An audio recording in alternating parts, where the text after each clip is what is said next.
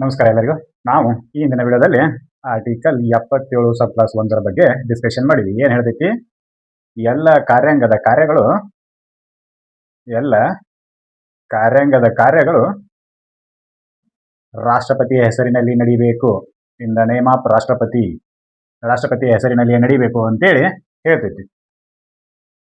ಇದು ಅದ್ರ ಮುಂದುವರಿದ ಭಾಗ ಆರ್ಟಿಕಲ್ 77 ಸಬ್ ಕ್ಲಾಸ್ 2. ಇದೇನು ಡಿಸ್ಕಷನ್ ಮಾಡ್ತೈತಿ ಅಂತ ಕೇಳಿದ್ರೆ, ರಾಷ್ಟ್ರಪತಿಗಳ ಹೆಸರಿನಲ್ಲಿ ನಡೆಸಿದ ಕಾರ್ಯಾಂಗದ ಕಾರ್ಯಗಳನ್ನ ಕ್ವಶನ್ ಮಾಡುವಂಗಿಲ್ಲ.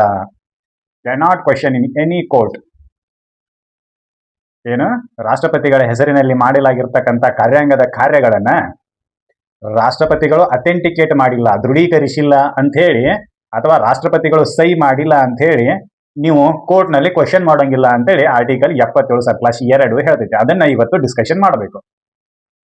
ಇವತ್ತಿನ ಚರ್ಚಾ ವಿಷಯ ಅದೇ ಆರ್ಟಿಕಲ್ 77 ಸಬ್ ಕ್ಲಾಸ್ 2.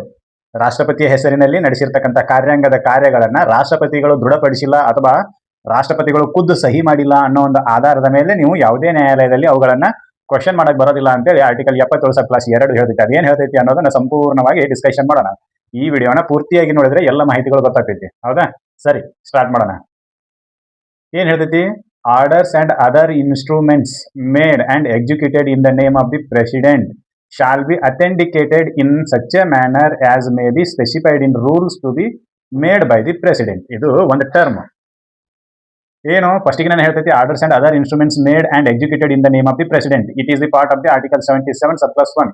ಇದನ್ನ ಹೇಳ್ತೈತಿ ಆರ್ಟಿಕಲ್ 77 ಸಬ್ ಕ್ಲಾಸ್ 1. ಏನು, ಎಲ್ಲ ಆದೇಶಗಳನ್ನ ಮತ್ತು ಕಾರ್ಯಗಳನ್ನ ಯಾರ ಹೆಸರಿನಲ್ಲಿ ಮಾಡಬೇಕು, ಎಕ್ಸಿಕ್ಯೂಟ್ ಮಾಡಬೇಕು ಅಂತಂದ್ರೆ ಪ್ರೆಸಿಡೆಂಟ್ ಹೆಸರಿನಲ್ಲಿ ಮಾಡಬೇಕು ಅಂತ. ಅದ್ರ ಮುಂದಿನ ವರ್ಷನ್ ಏನು? Shall authenticated in such a manner as may be specified in rules to be made by the president. ಏನು, ರಾಷ್ಟ್ರಪತಿಗಳು ಮಾಡಿರ್ತಕ್ಕಂಥ ರೂಲ್ಗಳೇನದಾವಲ್ಲ, ಆ ನಿಯಮಗಳಂತೆ ಆ ಡಾಕ್ಯುಮೆಂಟ್ ಅನ್ನ, ಆದೇಶವನ್ನ ಅಥೆಂಟಿಕೇಟ್ ಮಾಡಿರಬೇಕು, ದೃಢಪಡಿಸಿರಬೇಕು. ಅಂದ್ರೆ ಯಾವುದೇ ಒಂದು ಆದೇಶವನ್ನ ತಗೊಂಡ್ ಬರಬೇಕು ಅಂತಂದ್ರೆ ಒಂದೊಂದು ರೂಲ್ಗಳಿರ್ತವೆ. ಆ ರೀತಿ ಆದೇಶಗಳನ್ನ ರಾಷ್ಟ್ರಪತಿ ಹೆಸರಿನಲ್ಲಿ ತಗೊಂಡು ಬರಬೇಕು ಅಂತ ಹೇಳಿ ಹೇಳ್ತಾರೆ. ಅಂದ್ರೆ ಆ ರೀತಿ ದೃಢಪಡಿಸಬೇಕು ಅಂತೇಳಿ. ಇಲ್ಲಿಂದ ನಮಗೆ ಏನು ಗೊತ್ತಾಗತ್ತಿ ಅಂತಂದ್ರೆ, order passed by the central government shall be authenticated by the rules of the president. ರಾಷ್ಟ್ರಪತಿಗಳು ಮಾಡಿರ್ತಕ್ಕಂಥ ನಿಯಮಗಳ ಮೂಲಕನೇ ಅದನ್ನ ಅಥೆಂಟಿಕೇಟ್ ಮಾಡಬೇಕು ಅನ್ನೋದು, ದೃಢೀಕರಿಸಬೇಕು ಅನ್ನೋದು ಗೊತ್ತಾಗತ್ತಿ. Authenticated is must and should. ಕೇವಲ ಭಾರತ ಸರ್ಕಾರದ ಆದೇಶ ಅಂತ ಅನ್ನಕ್ ಬರಂಗಿಲ್ಲ, ರಾಷ್ಟ್ರಪತಿಗಳ ಆದೇಶದ ಮೇರೆಗೆ ಅಂತೇಳಿ ಬರಿಬೇಕಾಗತ್ತಿ ಅಂತಿದು. ಹೌದಾ? ಅಲ್ಲಿ ರಾಷ್ಟ್ರಪತಿಗಳು ಸೈನ್ ಮಾಡ್ತಾರ ಬಿಡ್ತಾರ secondary. That is not necessary ಅಂತೇಳಿ ಈ ಆರ್ಟಿಕಲ್ ಹೇಳಕತ್ತೈತಿ. ನೋಡೋಣ. ಏನು, ರಾಷ್ಟ್ರಪತಿಗಳು ಮಾಡಿರ್ತಕ್ಕಂಥ ನಿಯಮಗಳಂತೆ ಏನ್ ಮಾಡಿರ್ಬೇಕು ಅಂತಂದ್ರೆ ಆದೇಶ ಅಥವಾ ಇನ್ನಿತರ ಬಂಧಗಳನ್ನ ನಾವು ಏನ್ ಮಾಡಿರ್ಬೇಕು ಅಂತಂದ್ರೆ ತಗೊಂಡು ಬಂದಿರಬೇಕು ಅಂತ ಹೇಳ್ತೈತಿ. ರಾಷ್ಟ್ರಪತಿಗಳು ನಿರ್ಧರಿಸಿದ ನಿಯಮಗಳಲ್ಲಿ ಇರುವಂತೆ ಆದೇಶಗಳನ್ನ ಸೆಂಟ್ರಲ್ ಗೌರ್ಮೆಂಟ್ ತಗೊಂಡ್ಬಂದಿರಬೇಕು. ಅಂದ್ರೆ ಮಾತ್ರ ಅದು ರಾಷ್ಟ್ರಪತಿಯ ಆದೇಶ ಅನ್ನಂಗ ಆಕತಿ. ಅದನ್ನ ಮುಂದುವರೆದೇನು ಹೇಳ್ತಾರೆ? Validity of an order or instrument which is so authenticated shall not be called in question on the ground that it is not an order or instrument made or executed by the president. ಇಲ್ಲಿ president authenticated ಮಾಡಿರ್ತಕ್ಕಂಥ ಅಥವಾ rules ನಲ್ಲಿ ಹೇಳಿರುವಂತೆ authenticated ಮಾಡಿರ್ತಕ್ಕಂಥ ಆದೇಶವನ್ನ ಮುಂದುವರೆದು ಏನ್ ಹೇಳ್ತಾರೋ ಅಂತಂದ್ರೆ, ಅಂತಹ ಆದೇಶಗಳನ್ನ ರಾಷ್ಟ್ರಪತಿಯವರು ಸಹಿ ಮಾಡಿಲ್ಲ, ರಾಷ್ಟ್ರಪತಿಯವರು ದೃಢಪಡಿಸಿಲ್ಲ ಎಂಬ ಕಾರಣವನ್ನ ನೀಡಿ ಅದೇ ಆಧಾರದ ಮೇಲೆ ಅವುಗಳನ್ನ ಕೋರ್ಟ್ನಲ್ಲಿ ಪ್ರಶ್ನಿಸುವಂತಿಲ್ಲ. You can not go to the court. ಅಂದ್ರೆ ಇದು ಇಲ್ಲಿಗೆ ಅವರಿಗೆ ಜುಡಿಷಿಯಲ್ ಪ್ರೊಸೀಜರ್ ನಿಂದ ಸೇಫ್ ಗಾರ್ಡ್ ಮಾಡ್ತೈತಿ. ಯಾವುದನ್ನ? ಯೂನಿಯನ್ ಗೌರ್ಮೆಂಟ್ ಅನ್ನ. ಈ ಕಾಯ್ದೆ ಆರ್ಟಿಕಲ್ 77 ಸಬ್ ಕ್ಲಾಸ್ 2 ಏನು, ಎಲ್ಲದಕ್ಕೂ ಪ್ರತಿಯೊಂದಕ್ಕೂ ರಾಷ್ಟ್ರಪತಿ ಸಹಿ ಮಾಡ್ಬೇಕಂತ ಏನಿಲ್ಲ. ರಾಷ್ಟ್ರಪತಿ ಹೇಳಿರ್ತಕ್ಕಂಥ ನಿಯಮಗಳಂತೆ ಆದೇಶಗಳನ್ನ ತಗೊಂಡ್ಬಂದಿದ್ರು ಅಂತಂದ್ರೆ ಮುಗಿದು ಹೋಯ್ತು. You cannot question in any court on the basis of the on the basis of the president is not signed on that order ಅಂತೇಳಿ. ಆ ಆದೇಶ ಪ್ರತಿಯಲ್ಲಿ ರಾಷ್ಟ್ರಪತಿಗಳ ಸಹಿನೇ ಇಲ್ಲ, ಹೀಗಾಗಿ ಅದು ಇನ್ವ್ಯಾಲಿಡ್ ಅನ್ಸ್ಕೊಳ್ತೈತಿ ಅನ್ನೋ ಒಂದು ಆಧಾರದ ಮೇಲೆ ನೀವು ಯಾವುದೇ ಕೋರ್ಟ್ನಲ್ಲಿ ಆ ಆದೇಶವನ್ನ ಪ್ರಶ್ನೆ ಮಾಡುವಂತಿಲ್ಲ. ರಾಷ್ಟ್ರಪತಿ ಸಹಿ ಮಾಡ್ಯಾರೋ ಬಿಟ್ಟಾರೋ ಸೆಕೆಂಡರಿ. ಅವರು ರಾಷ್ಟ್ರಪತಿಗಳು ನಿರ್ಧರಿಸಿದ ನಿಯಮಗಳಂತೆ ಆ ಆದೇಶ ಬಂದೈತೋ ಇಲ್ಲೋ ಅನ್ನೋದಷ್ಟೇ ಇಂಪಾರ್ಟೆಂಟ್ ಇಲ್ಲಿ. ಆದೇಶ ರಾಷ್ಟ್ರಪತಿಗಳು ತಿಳಿಸಿದ ನಿಯಮಗಳಂತೆ ಇತ್ತು ಅಂತಂದ್ರೆ you cannot question in any court on the basis of that president cannot certified this ಅಂತೇಳಿ. ರಾಷ್ಟ್ರಪತಿಗಳು ಇದನ್ನ ದೃಢಪಡಿಸಿಲ್ಲ ಅನ್ನೋ ಒಂದು ಆಧಾರದ ಆದ್ಮೇಲೆ ನೀವು ಕೋರ್ಟಿಗೆ ಹೋಗಕ್ ಬರೋದಿಲ್ಲ ಅಂತ. ಇದಿಷ್ಟು ಕ್ವಶನ್. ಇಲ್ಲಿ ಜುಡಿಷಿಯಲ್ ಸೇಫ್ ಗಾರ್ಡ್ ಅನ್ನ ಕೊಡ್ತೈತಿ ಯಾರಿಗೆ? ಕೇಂದ್ರ ಸರ್ಕಾರಕ್ಕೆ. ಇದು ಯಾವುದು? Article 77 sub class 2. ಒಂದು ಅಥೆಂಟಿಕೇಶನ್ ಕಂಪಲ್ಸರಿ ಅಂತ ಹೇಳ್ತೈತಿ. ಅಥೆಂಟಿಕೇಶನ್ ಹೆಂಗಿರಬೇಕು ಅಂತಂದ್ರೆ ರಾಷ್ಟ್ರಪತಿಗಳು ಹೇಳಿರ್ತಕ್ಕಂಥ ನಿಯಮಗಳಂತೆ ಇರಬೇಕು. ಅದು compulsory. Authentication is must and should. And ಇನ್ನೊಂದು ಏನಪ್ಪಾ ಅಂತಂದ್ರೆ ಜುಡಿಷಿಯಲ್ ಸೇಫ್ ಗಾರ್ಡ್ ಅನ್ನ ಸೆಂಟ್ರಲ್ ಗೌರ್ಮೆಂಟ್ ಕೊಡ್ತೈತಿ. ಏನು? ರಾಷ್ಟ್ರಪತಿಗಳು ಅಥೆಂಟಿಕೇಟೆಡ್ ಮಾಡಲು ಹೇಳಿರ್ತಕ್ಕಂಥ ನಿಯಮಗಳಂತೆ ಆ ಆದೇಶಗಳನ್ನ ಅಥೆಂಟಿಕೇಟೆಡ್ ಮಾಡಿದ್ರು ಅಂತಂದ್ರೆ ರಾಷ್ಟ್ರಪತಿ ಸಹಿ ಮಾಡಿಲ್ಲ ಅನ್ನೋ ಒಂದು ಆಧಾರದ ಮೇಲೆ ನೀವು ಕೋರ್ಟಿಗೆ ಹೋಗಕ್ಕೆ ಬರೋದಿಲ್ಲ ಅಂತ. You cannot question that order ಅಂತ. ಆದ್ರೆ ಆ ಆದೇಶ ಏನಾದ್ರೂ ಮೂಲಭೂತ ಹಕ್ಕುಗಳನ್ನ ಉಲ್ಲಂಘನೆ ಮಾಡ್ತಿತ್ತು ಅಂತಂದ್ರೆ, ರಾಷ್ಟ್ರಪತಿಗಳ ಆದೇಶ ಮೂಲಭೂತ ಹಕ್ಕುಗಳನ್ನ ಉಲ್ಲಂಘನೆ ಮಾಡ್ತಿತ್ತು ಅಂತಂದ್ರೆ you may question in any court. Any court ಅಲ್ಲ, higher judiciary. It means High Court and Supreme Court. If the order is violate the fundamental rights given in Part 3 of the Indian Constitution. Bharat ಸಂವಿಧಾನದ 3ನೇ ಭಾಗದಲ್ಲಿ ಹೇಳಿರುವಂತೆ ಮೂಲಭೂತ ಹಕ್ಕುಗಳನ್ನ ರಾಷ್ಟ್ರಪತಿಗಳ ಆದೇಶ ಉಲ್ಲಂಘನೆ ಮಾಡ್ತಿತ್ತು ಅಂದ್ರೆ ಕೋರ್ಟಿಗೆ ಹೋಗಬಹುದು. ಆದರೆ ರಾಷ್ಟ್ರಪತಿಗಳು ಸಹಿ ಮಾಡಿಲ್ಲ ಅನ್ನೋ ಒಂದು ಆಧಾರದ ಮೇಲೆ ಕೋರ್ಟಿಗೆ ಹೋಗಕ್ಕೆ ಬರೋದಿಲ್ಲ. ಇದಿಷ್ಟು ಮಾಹಿತಿ ಆರ್ಟಿಕಲ್ 77 ಸಬ್ ಕ್ಲಾಸ್ 2 ಹೇಳಿರೋದು. ಇದು ಕೇಂದ್ರ ಸರ್ಕಾರವನ್ನ ನ್ಯಾಯಿಕ ವಿಚಾರಣೆಯಿಂದ ವಿಮುಕ್ತಗೊಳಿಸ್ತೈತಿ. ಯಾವ ಆಧಾರದ ಮೇಲೆ ನ್ಯಾಯಿಕ ಅಧಿಕಾರದಿಂದ ವಿಮುಕ್ತಗೊಳಿಸ್ತೈತಿ ಅಂತಂದ್ರೆ ರಾಷ್ಟ್ರಪತಿಗಳು ಸಹಿ ಮಾಡಿಲ್ಲ ಎಂಬ ಆಧಾರವನ್ನ ಇಟ್ಟುಕೊಂಡು ನೀವೇನಾದ್ರೂ ಕೋರ್ಟ್ಗೆ ಹೋಗಿದ್ರಿ ಅಂತಂದ್ರೆ ಆ ಆಧಾರವನ್ನ ನಲ್ಲಿಫೈ ಮಾಡ್ತೈತಿ, ಅಸಿಂಧುಗೊಳಿಸ್ತೈತಿ. ಯಾವುದು? Article 77 sub class 2.